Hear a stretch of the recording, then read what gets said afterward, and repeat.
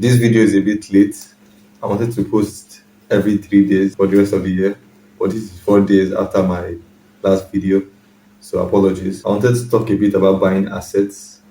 The inspiration came from this book, Rich Dad Poor Dad by Robert Kiyosaki. If you haven't read this book is about 265 pages. They're about close to 300. And if you don't want to bother reading this book, I'll summarize it into one sentence. The rich buy assets and the poor buy liabilities. In essence, what you need to do is to buy assets. Most likely, when you hear the term buy assets, real estate, crypto, high end assets came to your mind. But then I want to say that's not necessarily the case. Assets could look high end and crazy expensive, and at the same time, they could be normal day to day products that you can buy or normal day to day things you can do. So for me, for example, I'm starting a car detailing business in my estate. So every time I get a bit of cash, my mind immediately goes to buying assets, tools for my business to be more specific. Like if I need to buy an air freshener, if I need to buy a hose, or if I need to buy a vacuum cleaner, it always comes to mind anytime money gets into my bank account. And it's not necessarily buying assets. It's just about cultivating the mindset to buy assets.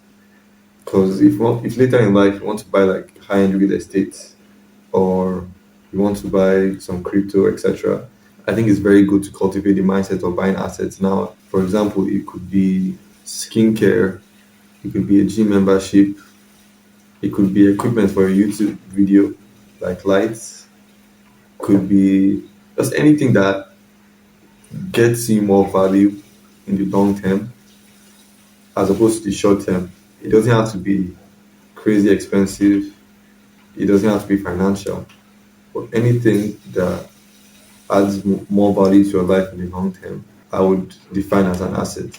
So this is a very short one.